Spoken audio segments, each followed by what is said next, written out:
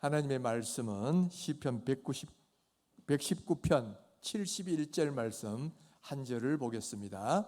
고난당한 것이 내게 유익이라. 이로 말미암아 내가 주의 율례들을 배우게 되었는데 아니다. 아멘. 아무도 좋아하지 않는데, 아무도 초청하지 않는데, 그래도 막무가내로 우리를 찾아오는 불청객이 하나 있습니다. 바로 고난이라는 것입니다. 이 고난은 참 괴롭습니다. 고난은 참 힘이 들어요. 또 고난은 아픔을 가져다 옵니다. 그래서 할 수만 있으면 이거를 피하고 싶은 것이 우리 모든 사람의 심정이에요. 그런데 이런 고난을 오히려 우리에게 유익이다라고 말씀하시는 분이 계시더라는 거예요. 바로 오늘 우리의 하나님이 그렇게 말씀하고 계셔요. 바로 오늘 우리가 읽은 말씀에 고난당한 것이 내게 유익이라. 여러분, 우리를 아프게 하고 힘들게 하고 괴롭게 하는 이 고난이 오히려 유익하다는 말이 도대체 무슨 말이냐라는 거예요. 바로 오늘은 고난이 왜 우리에게 유익이라 그러시는지, 그리고 어떻게 하면 이 고난을 우리의 유익이 되도록, 축복이 되도록 만들 수 있을지, 바로 이런 것에 대한 하나님의 말씀을 살펴보면서 은혜를 받기를 원합니다. 여러분, 왜 하나님은 고난이 우리에게 유익이라고 그렇게 말씀하실까요? 여기에는 여러 가지 이유들이 있어요. 첫 번째는 고난은 우리로 하여금 하나님의 말씀을 깨닫게 하고 하나님의 말씀으로 다시 돌아오게 해주기 때문에 고난이 오히려 유익이다, 그렇게 말씀하고 있어요. 71절을 보면 고난당한 것이 내게 유익이라. 이로 말미암아 내가 주의 율례들을 배우게 되었나이다. 그러죠? 주님의 율례를 배우게 되니까 고난이 유익이라는 말인데, 그러면 주님의 율례를 배운다는 말이 무슨 뜻인가? 67절에 보면 이에 대한 조금 더 자세한 설명이 나옵니다. 고난당하기 전에는 내가 그릇 행하였더니 이제는 주의 말씀을 지키나이다. 자, 무슨 말이냐면은 우리가 고난이 없을 때는 내 마음대로 하나님 말씀과 무관하게 막 살다가 고난을 당해 보니까 비로소 이제 하나님의 말씀을 깨닫고 다시 하나님의 말씀으로 돌아가더라는 거예요. 그리고 이런 경우에 고난은 어떤 경우냐면 우리를 잘못해서 돌이키게 하는 매가 된다라는 거예요. 그러니까 고난은 우리에게 유익이다, 그렇게 말씀하는 거죠. 사람은 참 간사한 존재입니다.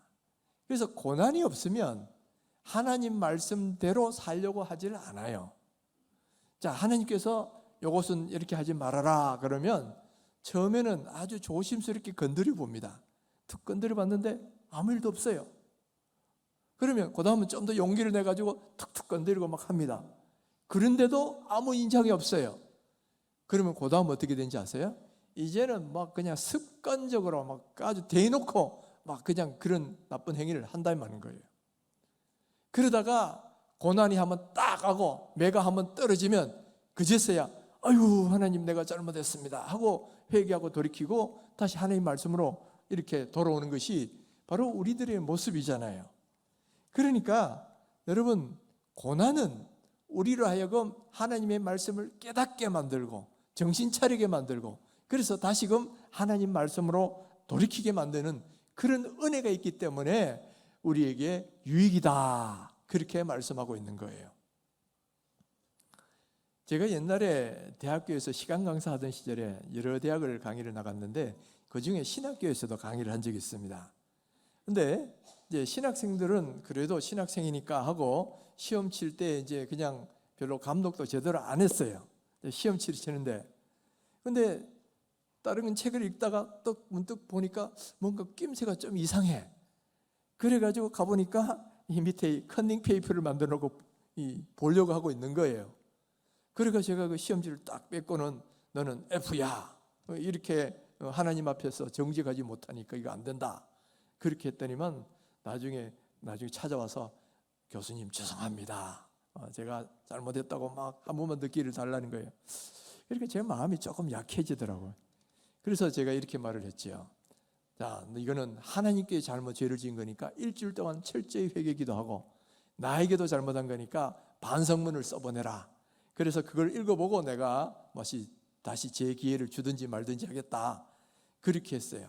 근데 나중에 이제 반성문을 보내왔는데 보니까 아주 진심으로 쓴 글이 그거예요. 거기서 보면 이런 내용이 지금도 기억을 합니다.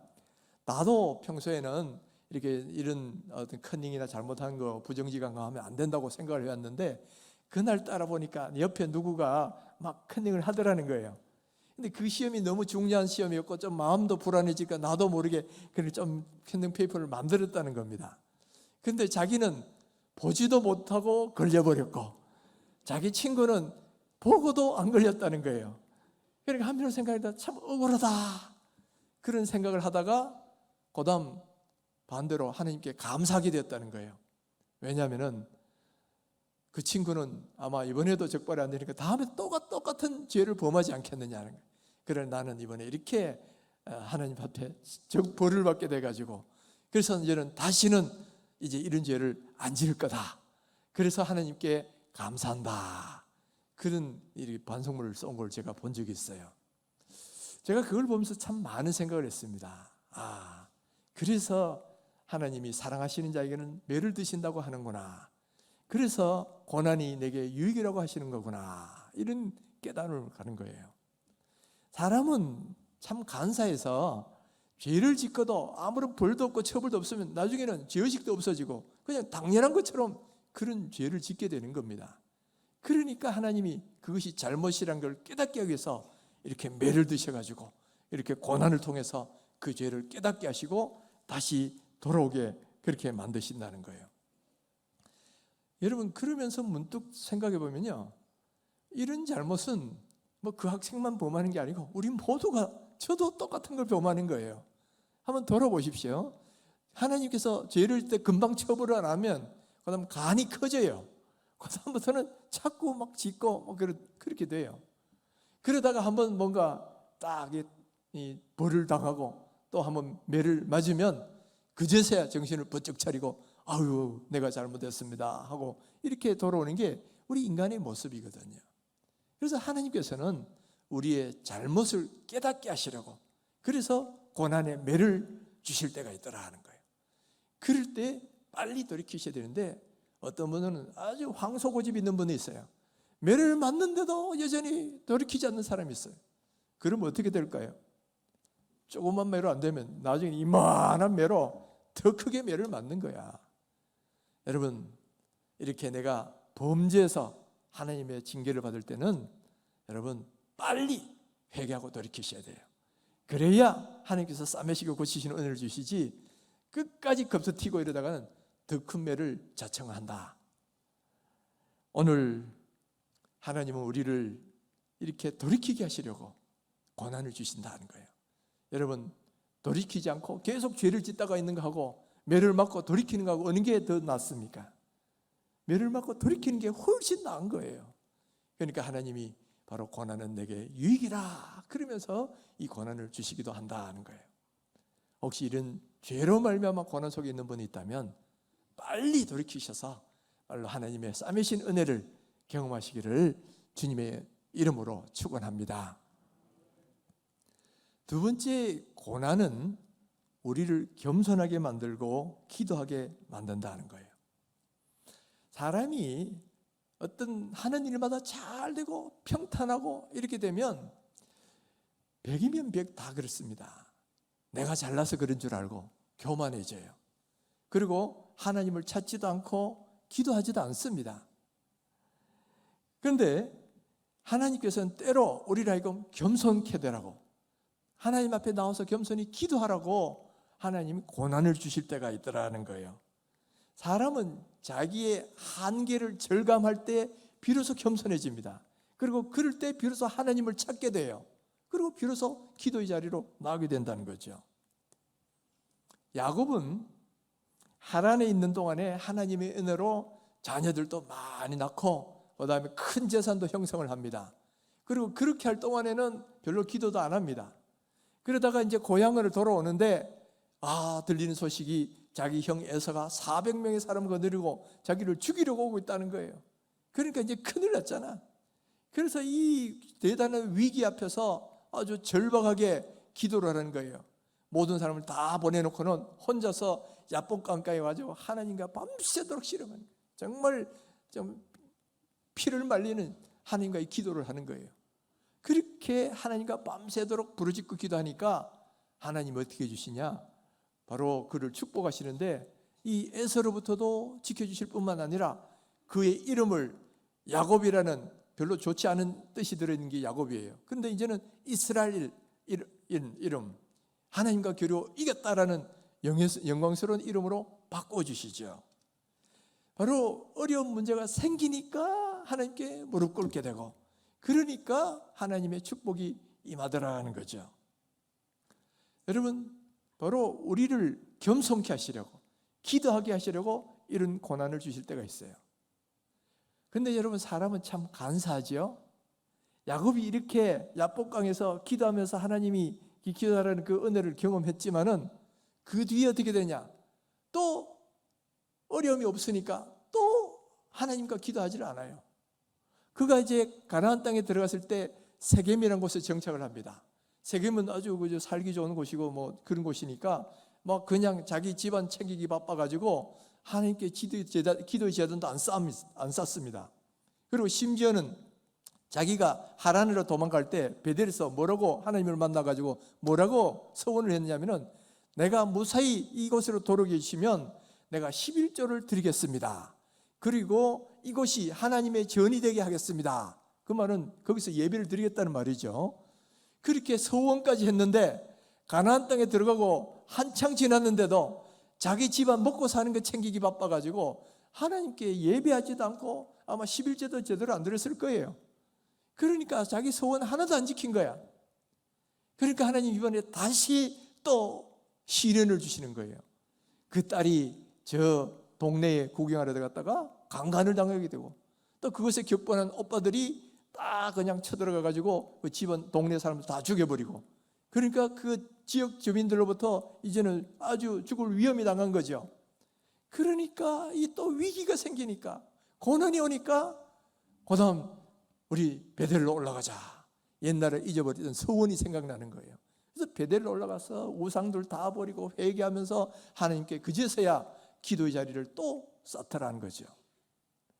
여러분, 이 야곱의 모습이 딴 사람의 모습이 아니라 오늘 여기 있는 저와 우리의 모습인 줄 믿으시기 바랍니다.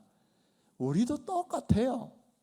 우리도 고난이 없고 하는 일이 잘 되고 하면 하나님 잊어버립니다. 내 마음대로 교만하게 살아가요. 하나님께 기도하지도 않아요. 그러다가 하나님이 고난을 주시면 그제서야 마음이 겸손해지게 하나님을 찾게 되고요, 하나님께 무릎 꿇고 기도하게 된다라는 거예요. 그러니까 이 고난이 참 유익이 되는 거죠. 우리 주변에도 보면요, 이렇게 하나님 없이 살다가 고난 때문에 하나님을 찾고 하나님을 만나서 훌륭한 사람 된 그런 분들이 참 많이 있어요. 제가 여러 번 이렇게 예화도 들었지만은 7, 80년대 유명한 명사회자였던 후라이보이 곽규석 씨, 이분은 잘 나갈 때는 하나님 찾지도 않고 믿지도 않았어요. 그러다가 사업이 부도가 나고 도망 다니고 막 그냥 죽을 자살까지도 생각하고, 그러다 보니까 누가 성경책을 넣어주는 바람에 그걸 읽고 하나님을 믿게 되고, 그리고 하나님의 은혜를 받게 되니까 나중에는 목회자가 돼가지고 남은 인생을 그렇게 살게 됐죠. 또 우리 교회도 한번 오셨던 그 가수 윤한기 그분도 가수로 잘 나갈 때는 부인이 교회 다니자 해도 전혀 꼼짝도 안 한 사람이에요. 그러다가 어느 날 딱 그냥 밤무대에서 쓰러졌는데 당신은 폐병 말기입니다. 이제 1년밖에 못 삽니다. 그런 말을 들으니까 인간의 한계를 절감하잖아요. 그제서야 겸손하게 되는 거예요. 그제서야 자기 부인의 말이 귀에 들어오는 거예요. 예수 믿고 기도하자고 하니까 그제서야 하나님의 무릎 꿇고 기도하면서 하나님 나 살려주시기만 하면 이제부터는 주님을 위해 살겠습니다. 그렇게 겸손하게 기도하니까 하나님이 그의 병을 고쳐주셔가지고, 그래서 그 뒤에는 목사가 돼가지고 또 지금까지도 복음 전환자로 살고 있지요. 만약에 그분들이 그런 고난이 없었더라면, 사업이 망하고 몸에 질병이 오고 하는 이런 고난이 없었더라면 그분들이 하나님 믿었겠습니까? 하나님을 찾았겠습니까? 전혀 그렇지 않은 거예요. 그러나 고난이 왔기 때문에 비로소 겸손하게 되고, 고난이 왔기 때문에 비로소 하나님을 찾고 하나님 믿고 하나님 앞에 기도할 수 있게 됐더라는 거예요. 그러니까 여러분, 몸은 좀 힘들어도 하나님 믿고 구원받는 거 하고 그냥 구원 못 받고 그냥 아무 탈 없이 사는 거하고 어느 게 더 좋겠어요? 고난을 받더라도 구원받는 게 훨씬 더 좋잖아요. 그래서 성경은 고난당하는 것이 내게 유익이다 이렇게 말씀하고 있는 거예요. 여러분, 고난 없이 지금도 잘 나간다고 제대로 기도 생활 안 하시는 분들 조심하세요. 여러분, 하나님이 여러분을 사랑하시면 조금 손보실 일이 생길 수도 있다 이 말이에요. 그러니까 손보기임을 당하기 전에 겸손하게 무릎 꿇고 기도하러 나오셔야 돼요. 예담삼 빨리 나오셔야 돼요.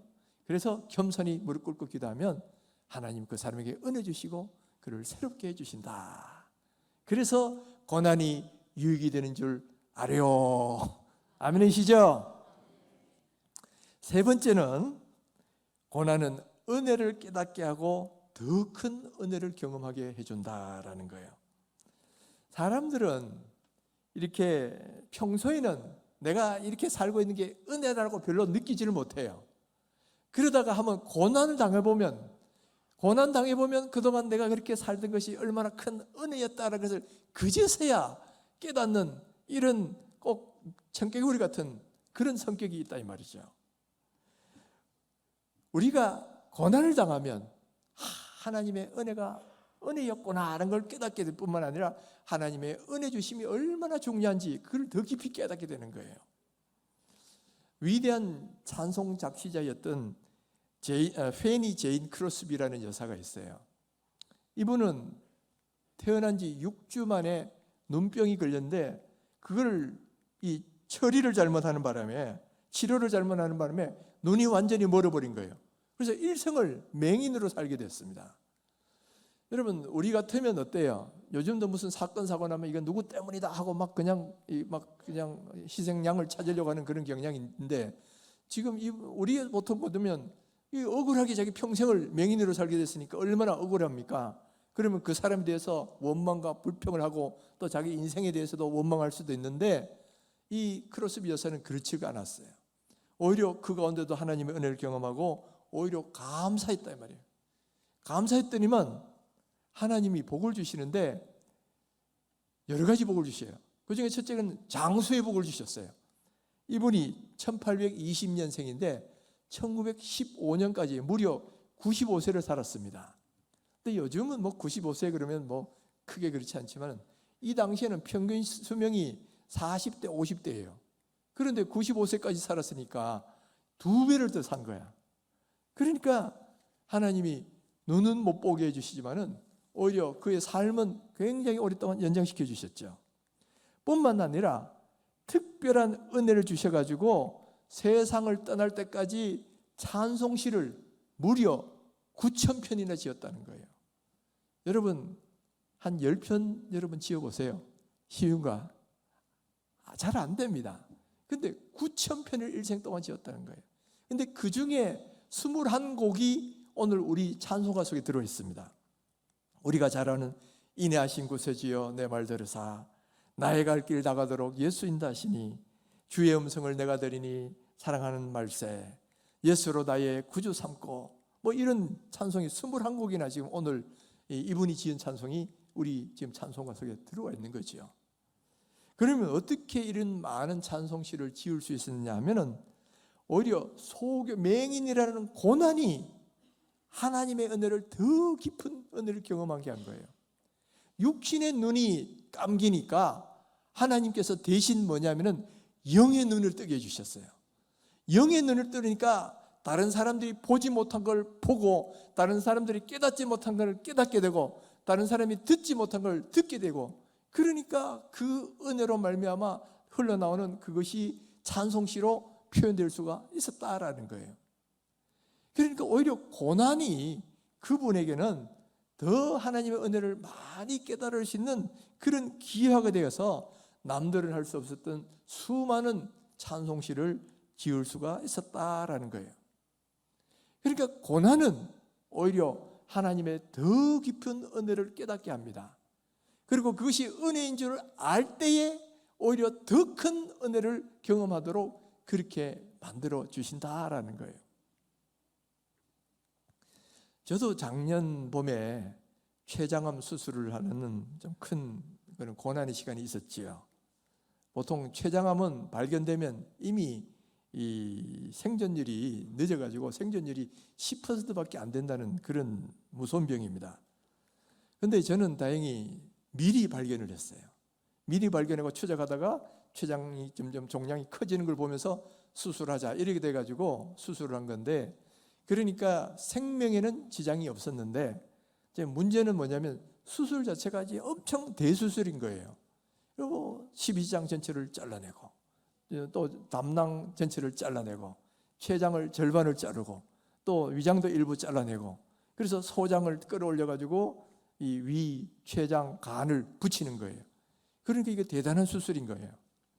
그러니까 수술하고 나니까 기력이 하나도 없어. 저는 뭐 며칠이면 금방 일어날 줄 알았는데 기력이 하나도 없어요. 또 그리고 음식이 안 넘어가요. 그리고 몸에는 뭐 주렁주렁 뭐 다는 거 있잖아요. 이 다니까 이게 소변도 시원하게 못 보는 거예요. 소변을 시원하게 보는 게 소원이야. 그 정도로 이렇게 이 수술 환자에 있는 시간이 힘든 그런 시간을 보내는 거죠. 그때에 제가 참 하나님의 은혜를 많이 깨달았던 것 같아요. 이 사람이 별거 아니구나 하는 걸 느끼는 게, 조금만 이렇게 가면 생명이지만 조금만 저쪽으로 더 가면 죽음이잖아요. 그런 걸 경험해 보니까 사람의 인생은 별거 아니구나. 그리고 내가 그동안 건강하게 사는 게 얼마나 큰 은혜였구나. 그전에는 뭐 당연하다고 생각을 한 거예요. 근데 아파 보니까 그동안 건강한 것이 얼마나 큰 은혜였다라는 걸 아주 절감을 하는 거예요. 그러면서 동시에 깨달은 게 뭐냐면 하나님의 은혜 없으면 한순간도 살아갈 수 없다는 거예요.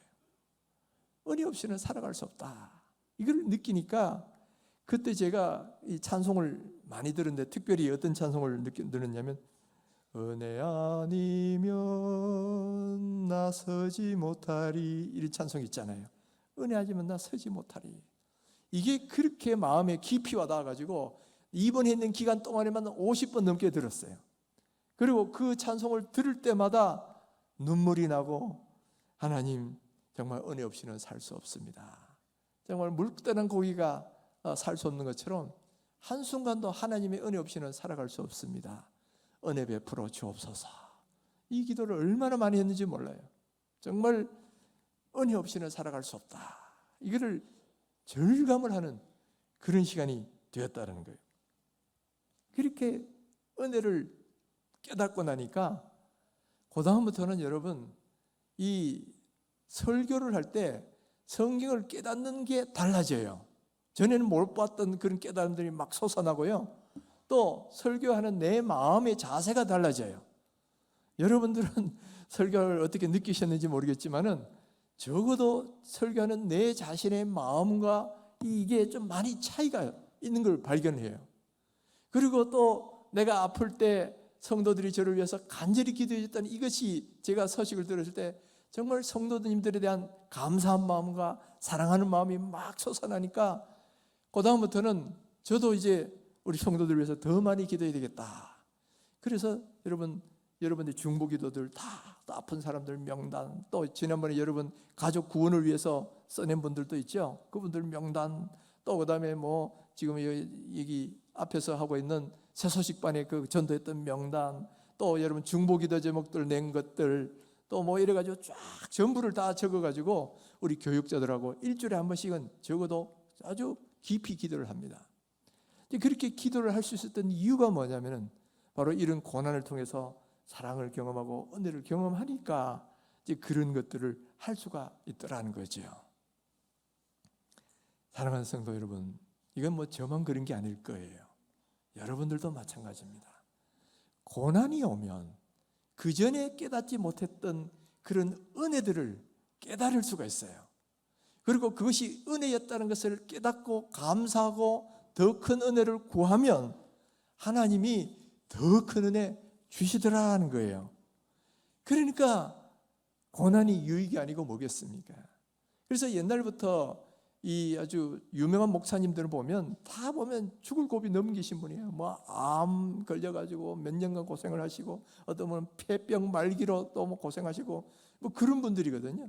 그런 분들이 그걸 경험하고 나니까 말씀도 달라지고 그냥 목회가 달라지잖아요. 그러니까 이게 고난이 나중에 보면 이게 유익이다, 숨겨놓은 축복이다, 어떤 분은 그렇게 말을 하지요.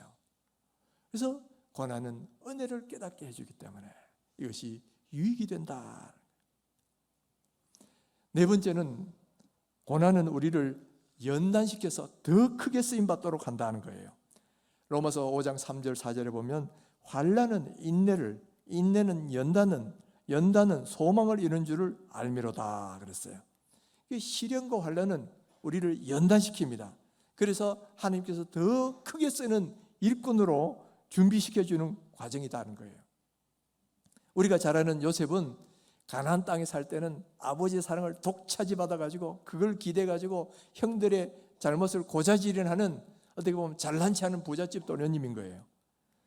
그런데 이런 요셉이 이후에 완전히 시련 속에 들어가죠. 형들의 어떤 시기를 받아서 이 노예로 팔려가게 되고, 그래서 남의 이 대접을 받고 살던 그런 사람이 이제는 다른 사람을 저 밑바닥에서 섬기는 그런 종이 됩니다. 또 그것이 바닥이 아니고 더 바닥 밑에는 뭐 지하실이 있다 그러잖아요. 또 그 뒤에는 뭐예요? 또 감옥에 죄수가 돼가지고 또 모함을 받아가 들어갑니다. 그래서 저 밑바닥의 경험을 하고 그렇게 하다 보니까 그동안 이렇게 잘난 척 하던 그런 인격이 닦여지는 거예요. 성숙돼 갑니다. 또 그 다음은 믿음도 피상적이던 그런 믿음이 나중에는 하나님의 깊은 섭리를 깨닫는 믿음이 돼요. 그래서 자기 형들보다 앞서서 자기를 이렇게 애굽에 보내신 것은 우리 가족을 구원하는 하나님의 뜻이구나, 이걸 깨닫게 되잖아요. 그러니까 형들에 대해 복수하거나 이런 게 아니고 하나님의 뜻으로 바라본다는 거죠. 뿐만 아니라 그 노예 생활, 죄수 생활하는 동안에 인사관리 훈련, 재무관리 훈련 이런 걸 잘 해가지고 애굽의 국무총리가 되어서도 한 나라를 경영할 수 있는 그런 능력의 사람이 되잖아요. 그렇게 해서 나중에 국무총리가 되니까 그 나라를 살리고 자기 가족을 살리고 또 전 세계를 살리는 큰 일을 감당하게 되더라는 거예요. 만약에 여러분 요셉에게 이런 고난의 시간이 없었더라면 요셉이 과연 그런 사람이 될 수 있었을까요?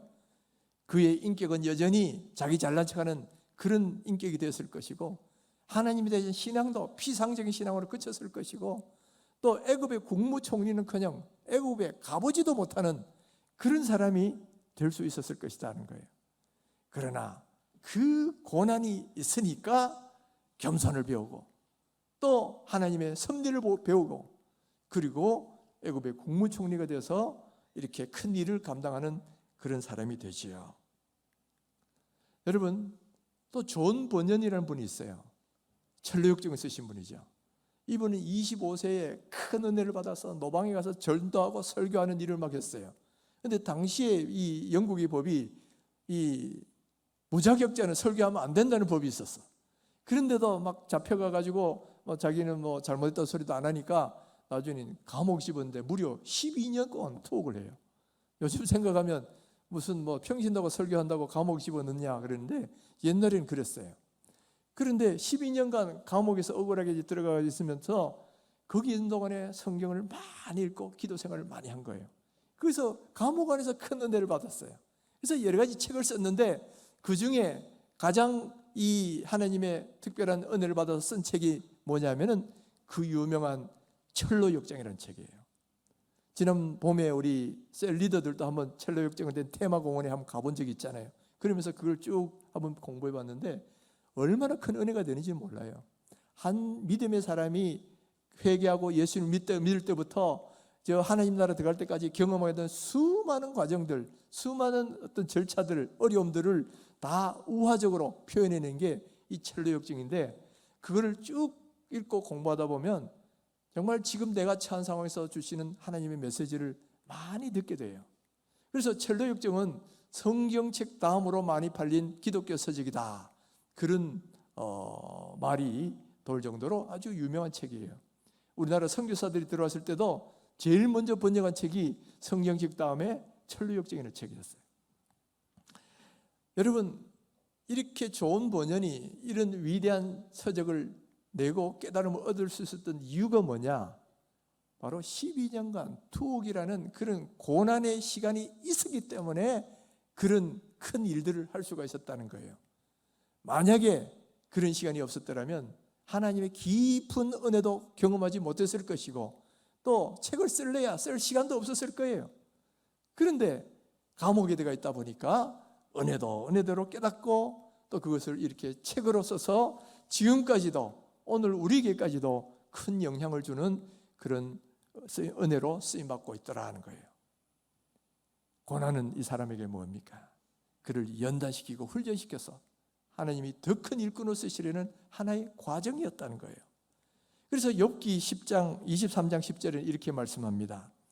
내가 가는 길을 그가 아시나니 그가 날 단련하신 후에는 내가 순금같이 되어 나오리라.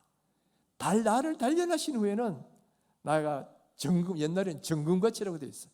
정금같이 되어서 나오신다는 거예요. 아직도 불순물투성이고 여자간거투성인 우리를 고난의 영광이라는 영광로 속에 집어넣으신 거예요.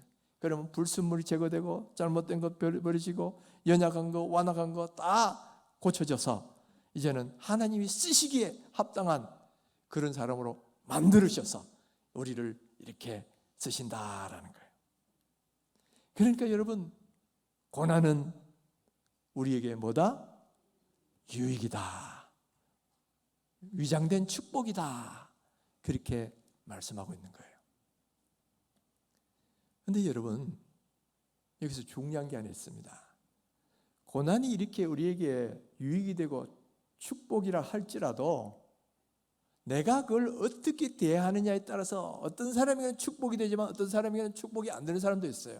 오히려 고난 앞에서 절망하고 좌절하고 스스로 목숨을 끊거나 잘못된 길로 가는 사람도 많잖아요. 그래서 고난이 있다고 누구나 다 축복으로 오는 게 아니에요. 그러면 고난이 우리에게 유익이 되고 축복이 되려고 하려면 뭐가 필요하냐면은 거기 고난을 바라보는 우리의 태도의 변화가 필요하다는 거예요. 고난을 바라볼 때 그 태도가 변화가 돼야만 고난이 유익이 되고 축복이 된다는 거예요. 그러려면 첫 번째는 뭐냐면은 고난을 허락하신 하나님의 목적과 뜻을 겸손히 받아들여야 된다는 거예요. 고난에는 뜻이 있다고 말합니다. 하나님이 우리에게 고난을 허락하실 때는 어떤 사람에게는 죄를 깨닫게 하시려고 고난을 주시는 경우도 있고, 어떤 사람에게는 하나님을 찾고 겸손하게 기도하게 만들려고 고난을 주시는 경우도 있고, 어떤 사람은 더 큰 은혜의 자리로 나가기 위해서 고난을 주시는 경우도 있고, 어떤 경우에는 그 사람을 훈련시키고 연단시키기 위해서 고난 주시는 그 경우도 있어요. 우리는 어떤 경우든 하나님이 고난 주실 때는 선하신 뜻이 있다, 이걸 믿으셔야 되는 거예요. 나에게 이렇게 하나님 고난 주실 때는 여기는 반드시 하나님 마침내 복이 되게 하시려는 하나님의 선하신 뜻이 있다는 걸 믿어야 돼요. 뿐만 아니라 그것을 감사할 수 있어야 됩니다. 고난이 왔을 때 원망하고 불평하고 왜 이런 나에게 고난 주십니까? 하나님을 원망하고 또 누구를 막 원망하고 불평하면 그런 사람에게는 고난이 축복이 되질 않습니다. 오히려 하나님의 그 선하신 뜻을 믿고 감사할 때 거기에 하나님의 축복이 임하게 된다라는 거예요. 그래서 여러분, 고난이 올 때 하나님을 원망하거나 절망하거나 딴 생각하시면 안 돼요. 하나님이 다 뜻이 있다, 이걸 믿고 또 그 뜻도 나를 마침내 복을 되게 하시려는 그런 뜻이 있다, 이걸 믿고 감사하셔야 된다는 거예요. 그리고 세 번째는 뭐냐면은 겸손하게 하나님께 무릎 꿇으셔야 된다는 거예요. 하나님, 이 고난 앞에 내가 하나님의 은혜를 구합니다. 하나님 없이는 내가 살 수 없음을 고백합니다 하고 겸손히 무릎 꿇고 하나님을 찾고 기도하면 바로 야복강에서 일어난 하나님의 축복의 역사, 또 그리고 저 욥에게 일어난 축복의 역사 같은 것들이 일어난다라는 거예요.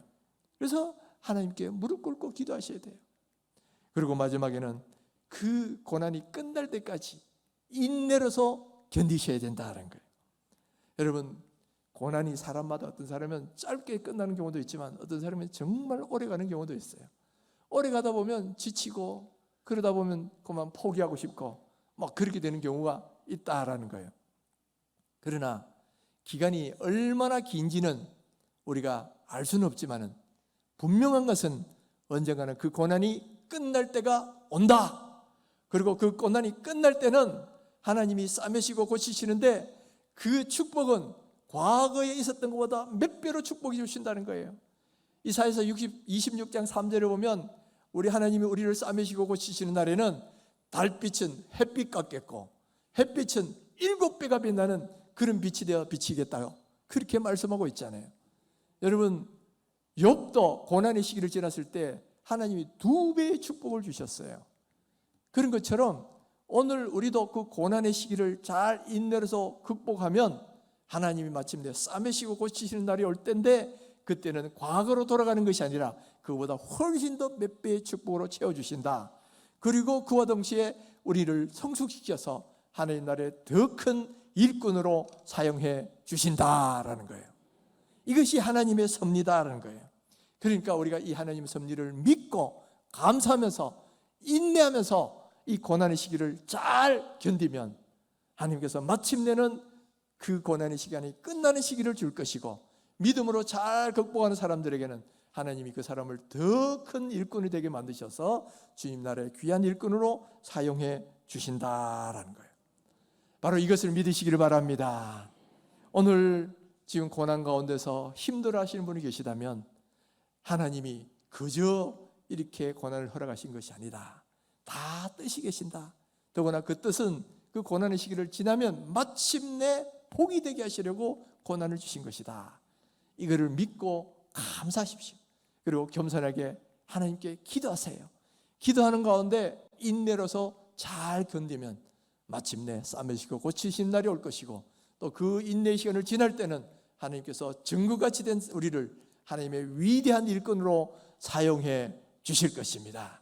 바로 이런 하나님의 은혜가 오늘 이 자리에 계신 모든 분들에게 임하시기를 주님의 이름으로 축복합니다.